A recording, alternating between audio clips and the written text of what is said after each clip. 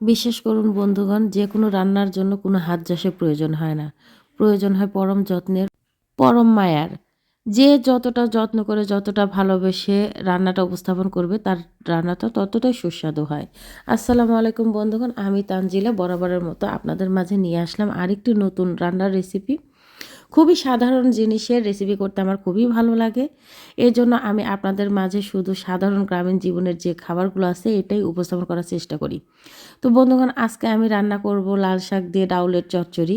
মাছ মাংস থাকলে যে ভরপুর পেট খাওয়া যায় এটা কিন্তু নয়। এরকম সাধারণ একটি রেসিপি তৈরি করে দেখবেন কতটা তৃপ্তিতে খাবার খাওয়া যায়। তো বন্ধুরা, আমি প্রথমে একটি কড়াই নিয়ে নিলাম, তার মধ্যে দিয়ে দিলাম ভালো করে রাখা কাঁচামরিচ, দিয়ে দিলাম কুচি করে রাখা পেঁয়াজ, দিয়ে দিলাম 1 চামচ রসুন বাটা, দিয়ে দিলাম 1/2 চামচ জিরা বাটা, দিয়ে দিলাম পরিমাণ মতো লবণ, 1 চামচ হলুদের গুঁড়া এবং পরিমাণ মতো তেল। আমি এখানে সাদা সয়াবিন তেলটা ব্যবহার করলাম।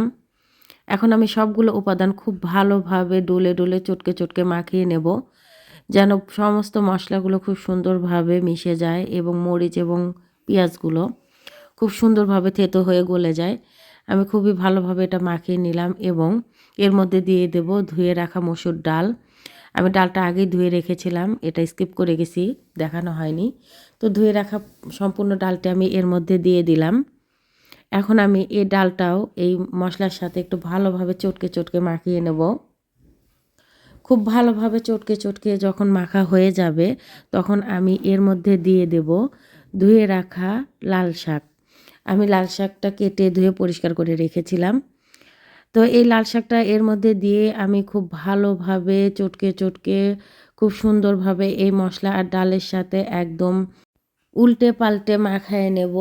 এমনভাবে মাখাবো বন্ধুগণ, যেন প্রত্যেকটা মশলা এবং শাক একে অপরের সাথে আষ্টে পৃষ্ঠে মিশে যায়। যেরকম পরম মায়ায় মমতায় কেউ কাউকে ভালোবাসলে সেই ভালোবাসার অনুভূতির সাথে মিশে যায়, ঠিক তেমনটাই করে যেন এই প্রত্যেকটা মশলার সাথে এই শাকটা খুব সুন্দর করে মিশে যায়। তো এই যেমন মাখানো হয়ে গেছে, এখন আমি এর মধ্যে পানি দিয়ে দিচ্ছি। আমি হাতটা ধুয়ে দিচ্ছি এবং পরিমাণ মতো এখানে পানি দিয়ে দেব। খুব একটা বেশি পানি লাগবে না, শুধু ডালটা সেদ্ধ হতে যতটুকু পানি দরকার ততটুকু অনুযায়ী আমি পানি দিয়ে দেব এবং চুলার আঁচটা জ্বালিয়ে দিয়ে আমি ঢেকে মিডিয়াম আঁচে 10 মিনিট রান্না করে নেব। ফিরে আসলাম 10 মিনিট পরে। এই যে ডাল দিয়ে আমার লাল শাকের চচ্চড়ি হয়ে গেছে। রান্নার পরে অবশ্য লাল শাকটা লাল শাকের মতো দেখা যাচ্ছে না, সবুজ সবুজ হয়ে গেছে। তো এই তো আমার রান্না শেষ।